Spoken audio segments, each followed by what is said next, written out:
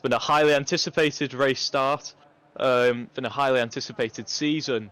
We've got a lot of very talented drivers there, some of the best that F2 League racing have to offer. But for the first time in the league, it's lights, camera and action! As we get going here, Bino Bentel with a good start, Worth and Emo making up a couple of positions there as well. He's up to second, Mika fighting alongside, Leicester getting involved as it's a clean start for Bino. And they're all just getting away. Awakens has got a penalty there for a collision with his teammate as he does fall to the back. So Lodge as well with a huge collision. As it's been absolute chaos, Letters has fallen down as well. VF2R Tim gaining 5 positions on the race start. King there down to 11th, has a time creeping up into the top 10. Rockin making a few moves as well. It's a reliant car of Joel as well, in 5th at the moment. And Bino Bentel got away with that really well there, as it all just starts to calm down. Worth and Emon as well. Another one with a penalty. Yellow further back, I think that might be Road and Damo as we go 4 abreast. Oh my goodness me, as we head on to the, well, it's not really a straight, is it? There may be an instant further in the back with maybe some of the ART cars. More carbon fiber flying as we head down this straight for the first time. It was Iron Waken's caught up in a crash. You said with his teammate, yeah, put him into the wall before he even made it out of or across the pit exit line.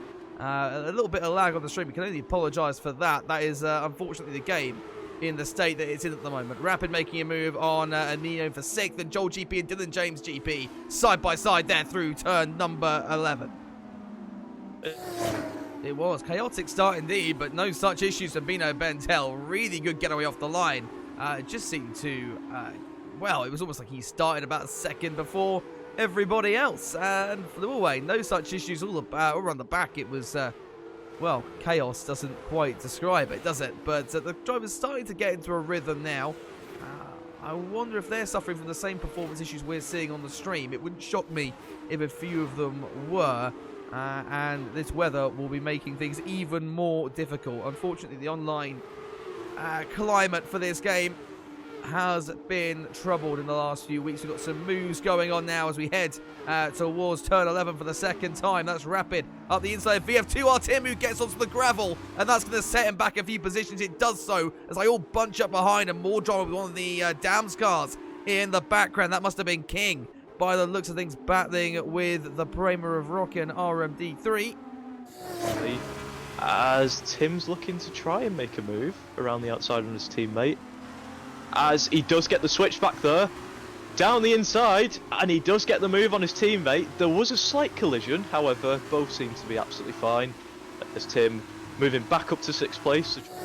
Dammers there trying to shape up a move on Leroy Fusion. As there he goes, down the inside on the straight. He's going to try and stick it through, and that is going to be P13 for him.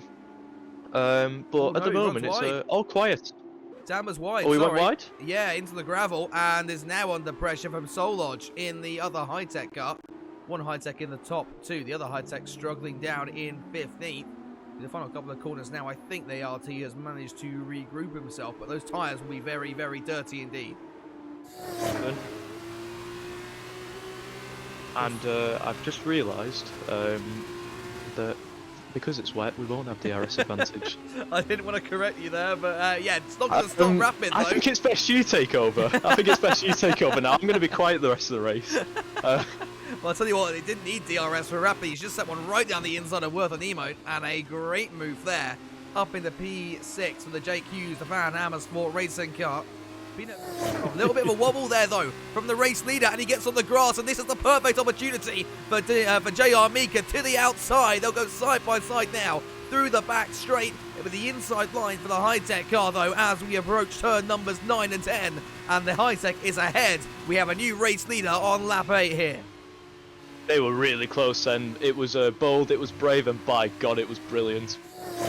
I didn't catch it, no, but I can see VF2R Tim now ahead. That penalty, though, hanging over his head. He'll have to eke a gap out now. Oh, and look, this down the inside. It's Rapid.